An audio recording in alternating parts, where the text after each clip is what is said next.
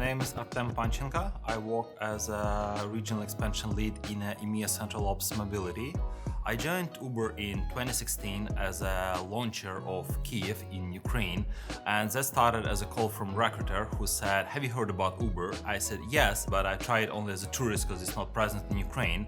And they said, "Actually, do you want to try to join Uber and launch our operations?" I said yes. I changed my corporate suit of a consultant into Uber hoodie, and I haven't regretted since then.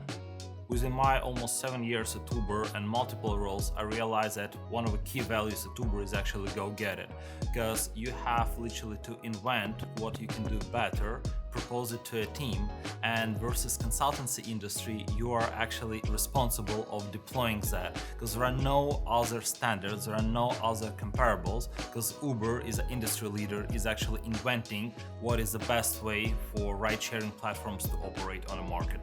There are MBA books, there are accounting standards, but nothing can replace that 70-20 to 10% rule. And all those formal learnings is only 10%.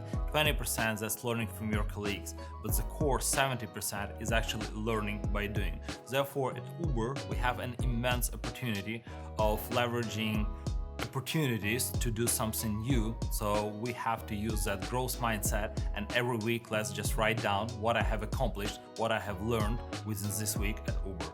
It's less about career choices, it's about trajectories where you want to get.